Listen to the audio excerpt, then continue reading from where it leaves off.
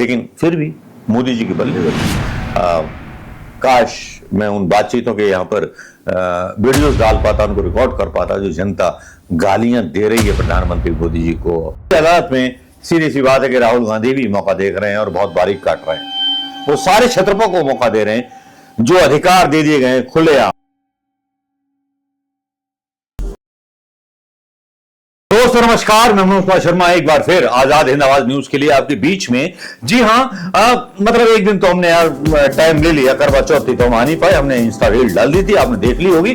लेकिन आज बात चल रही है कांग्रेस के बारे में और कांग्रेस के लोग महाराष्ट्र के बारे में ही कुछ बोल रहे हैं और सोशल मीडिया पर राहुल गांधी के खिलाफ आवाज उठने लगी। नेता बहुत अच्छे हैं लेकिन महाराष्ट्र के बारे में निर्णय लेने से क्यों डर रहे हैं, ये सोशल मीडिया पर थोड़ा सा एक आइटम चलाया जा रहा है, किसकी तरफ से चलाया जा रहा है। लेकिन ऐसे लोग हैं जो राहुल गांधी को समर्थन करते रहे हैं। एक मोनिका सिंह की नाम की आईडी है जो बोलती है उन हजारों कांग्रेस कार्यकर्ताओं की बात जो उनके मुंह से निकलती है। कोई अपने मन से नहीं बोलता या कोई गांधी जी को, राहुल गांधी जी को क्रिटिसाइज नहीं करना चाहता, लेकिन कांग्रेस के अंदर का सिस्टम जो सड़ गया है, राहुल गांधी उसको ठीक करने को तैयार नहीं। लेकिन राहुल गांधी की जिम्मेवारी नहीं, जिम्मेवारी मल्लिकार्जुन खड़गे और सारे नेताओं की है।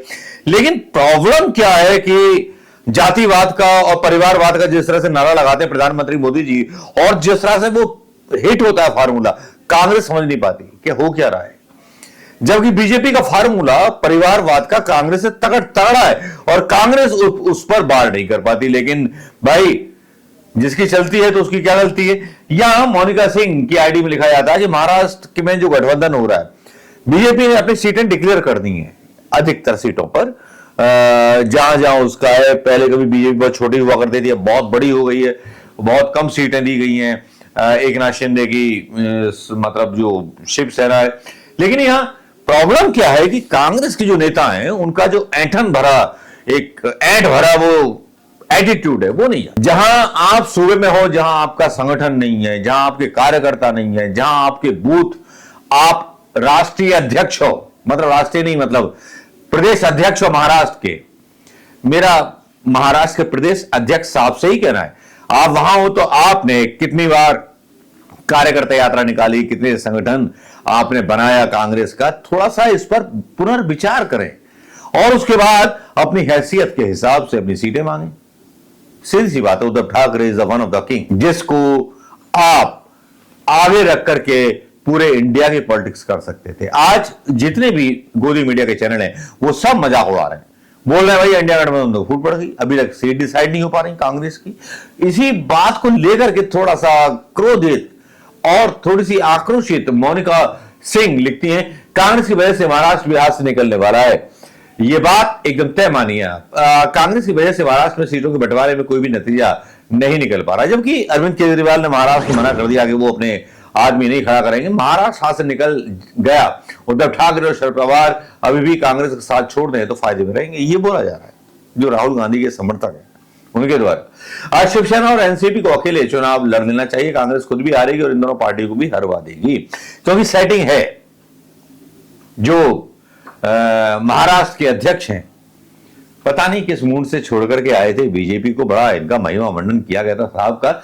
सबसे बड़ी गलती है तो अब रीजन है, गलती किसकी होती है, उस परिवार की जिस परिवार के नाम पर ही पार्टी जानी जाती है कांग्रेस पार्टी।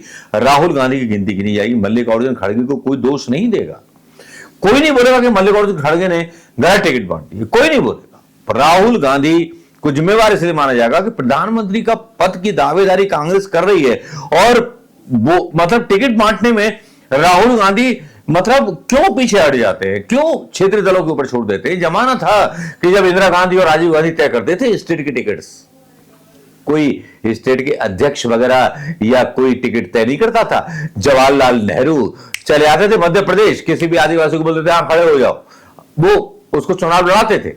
वो जलवा था गांधी परिवार का। और आज की डेट में गांधी परिवार का जलवा जो है वो क्या है, अबे मैं राजीव गांधी का अंकल हूं, अबे राजीव गांधी साहब इतना काम किया है, वो अंकल वाली पॉलिटिक्स है यार, और क्या बोल सकते हैं। लेकिन राहुल गांधी की गलती मानी जाएगी। राजस्थान में दो बार मौके दिए जा चुके हैं, मध्य प्रदेश में दिए जा चुके हैं, छत्तीसगढ़ में दिए जा चुके हैं, हरियाणा में हारने के बाद अब ईवीएम का नारा लगाते रहो भैया, ईवीएम मैया हाय हाय, हिस्से हिस्से इनके ईवीएम का मुहर्रम निकाल दो आप, इनके ताजिए बना करके सारे कांग्रेसी कार्यकर्ताओं और नेताओं को जो है जलूस निकालना चाहिए मातम बना करके ईवीएम का।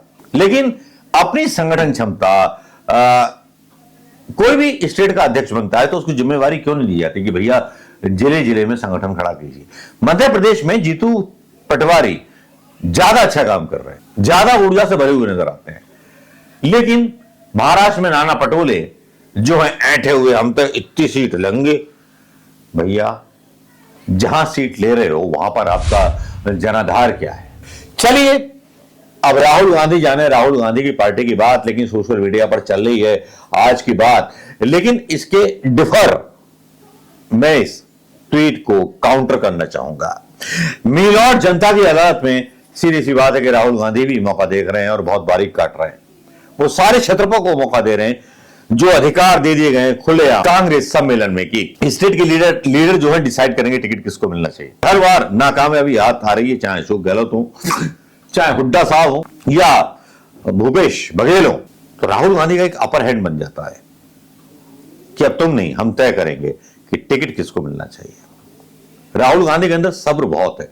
तो मोनिका सिंह जी, मैं आपको बता दूं कि राहुल गांधी के अंदर सब्र बहुत है, इंतजार कीजिए, थोड़ा सा जनता को भी थोड़ा सा होने दीजिए परेशान, क्योंकि ये जनता मोदी जी को बहुत प्यार करती है, मोदी जी के टैक्स देती है, सब कुछ देती है। मध्य प्रदेश में सबसे ज्यादा महंगाई है, लेकिन फिर भी मोदी जी के बल्ले बल्ले।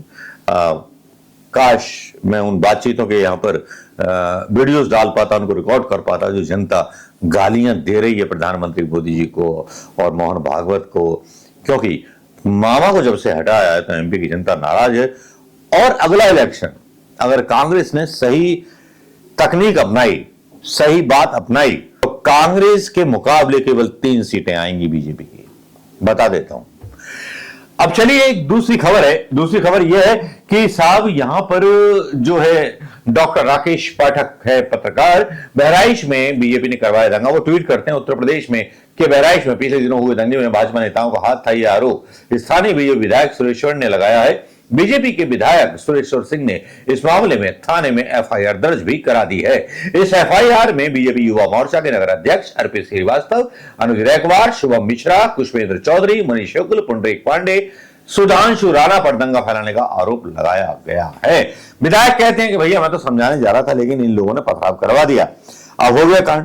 अब बीजेपी के अंदर ही ये सारी चीजें चल निकली हैं। अब प्रॉब्लम क्या है, विधायक भी वोट मुसलमानों के पाता होगा, अपनी उसकी खुद की छवि होगी, कुछ मोदी के नाम पर, कुछ योगी के नाम पर, खुद उसकी छवि, उसके कुल के लोग, पड़ोसी लोग, मुसलमान, सब लोग उसको वोट देते हो। तो अब यूपी का एक जो सामाजिक गठबंधन है या सामाजिक एक जो मेल मिलाप है वो हर वर्ग में, उससे हम इंकार नहीं कर सकते। लेकिन जब ऐसा हो गया तब लोग सवाल तो उठा रहे हैं कि बीजेपी पर बीजेपी का ही विधायक आरोप लगा रहा है कि इन्होंने दंगा करा दिया। 2 खबरें, एक महाराष्ट्र चुनाव को लेकर के और एक यूपी की खबर को लेकर के, जिसमें बीजेपी का नेता बीजेपी के खिलाफ ही रिपोर्ट करा देता है और दूसरी तरफ राहुल गांधी के सपोर्टर ही राहुल गांधी पर सवाल उठाने लगते हैं। यही लोकतंत्र की खूबसूरती है और यही वो चीज है जो करेक्शन करना चाहिए राहुल गांधी को अपने अंदर और बीजेपी को अपने अंदर कि ऐसा हुआ तो हुआ क्यों। सुप्रीम कोर्ट की भी खबरें आ रही, डीवाई चंद्रचूड़ फिर से टिप्पणी कर रहे थे मंदिर के बारे में, मैं सॉल्यूशन दे सकता हूं, तो शिवपाल सिंह यादव जो समाजवादी पार्टी के हैं बोले इनको अब मंदिर भी मस्जिद नजर आ रहा है। तो बहुत सारी चीजें सोशल मीडिया पर चल रही हैं, लेकिन खबरें जो सही हैं वो हम तक नहीं पहुंच पाती। ना अदानी के करप्शन की, कि किस तरह से अदानी को बेइज्जत किया गया है विदेशों में, इस बारे में कोई भी न्यूज ना तो प्रिंट मीडिया डालता है ना गूगल पर मिलती है। मैं आपकी जानकारी के लिए बता दूं कि अदानी बहुत जल्दी वर्ल्ड फॉर्म पर ब्लैक लिस्टेड होने वाले हैं। ऑस्ट्रेलिया में इनके खिलाफ फैसला आ चुका है, राफेल डील पर वारंट निकल चुके हैं उन लोगों के लिए जिन्होंने ये राफेल डील की थी। इंतजार कीजिए, खबरें और भी हैं, आएंगी, लेकिन प्रधानमंत्री मोदी जी को नंगा, अदानी को पंगा और शाह साहब का तो मतलब जो है हिसाब ही है कि नंगा हो जाए। नमस्कार, जय हिंद दोस्तों। लेकिन जाते जाते बस इतनी सी बात बोलना चाहूंगा कि राहुल गांधी जी, आपसे अपील है कि महाराष्ट्र में आप झुक जाएंगे तो सम्मान करेंगे मराठाओं का, तो झुक जाइए ना, एक बड़ा दिल दिखाइए। अखिलेश यादव भी बोलते थे, अखिलेश यादव ने भी बयान दिया था महाराष्ट्र में हम कितनी सीटें मिलेंगी हम देखेंगे। अपने दलों को थोड़ा सा आगे आने दीजिए। अगर आपने हरियाणा में अखिलेश यादव को अहिरवार इलाके की सीटें दे दी होती तो कांग्रेस ईवीएम छोड़ो, ईवीएम भी फेल हो गई होती। जय हिंद दोस्तों।